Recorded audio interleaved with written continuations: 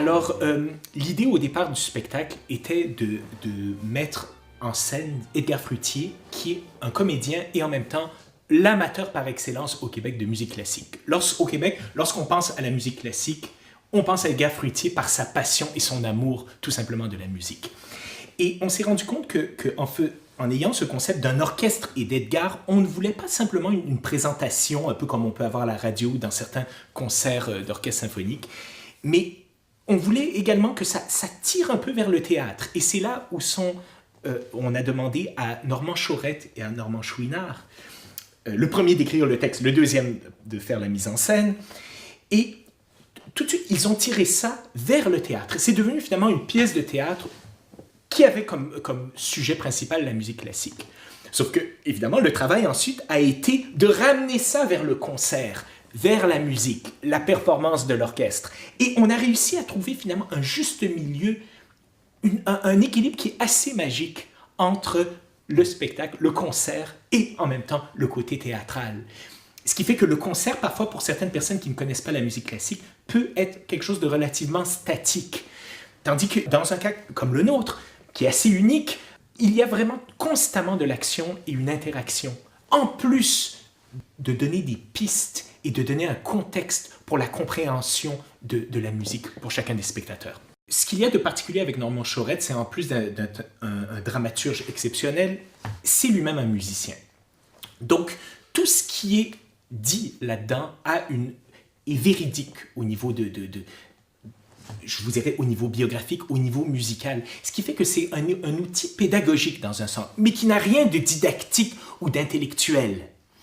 Et les textes gardent la simplicité et la fraîcheur des disques pour enfants, avec les narrations de Gérard Philippe, par exemple, donc qui s'adressent aux plus jeunes, qui leur font découvrir la musique également aux personnes qui ont plus de bagage musical, disons qui en ont entendu beaucoup, qui vont écouter et qui vont savourer chaque anecdote du compositeur. Ce qu'il y a évidemment de particulier, de différent avec les disques, je vous dirais, c'est qu'on a les compositeurs en chair et en os qui nous parlent de leur vie, qui s'ouvrent, qui nous racontent un peu ce qu'ils ressentaient au moment où ils ont écrit les pièces. Alors vous imaginez la force émotive d'une pièce musicale après que le compositeur en ait parlé, l'ait présenté, et on l'entend comme ça sur scène avec 25 musiciens.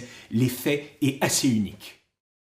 Normand Chouinard, metteur en scène qui est spécialisé dans la commedia dell'arte, entre autres, qui a vraiment donc le sens comique très développé, mais aussi le sens comique et dramatique à la fois. C'était vraiment la personne parfaite pour mettre en scène tout ça.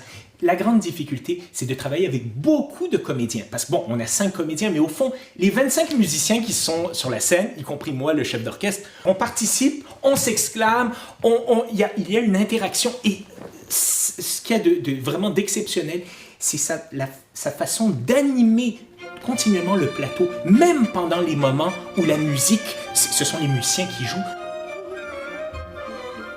Elle est mignonne! Le compositeur va se promener, va même diriger parfois, va ressentir. Tout ça, c'est Normand Chouinard qui a pensé.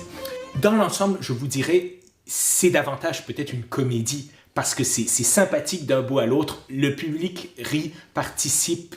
Parmi les commentaires que j'ai reçus, c'est vraiment la présence des musiciens directement dans le salon du mélomane. C'est cette présence des musiciens qui donne toute la magie au spectacle. Dans le spectacle, ce qu'on a essayé de faire, c'est donner vraiment un panorama de la musique classique, vraiment de la musique baroque jusqu'à la musique plus contemporaine, pour vraiment donner un aperçu, un peu comme des bouchées que l'on prendrait dans un cocktail, pour vraiment...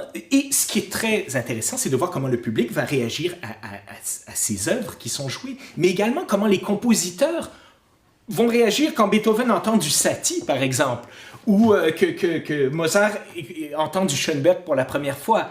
Alors, c'est là où vient le texte de Normand Chaurette, qui est très, très subtil, parce qu'on a à ce moment-là les réactions des compositeurs qui sont répertoriées.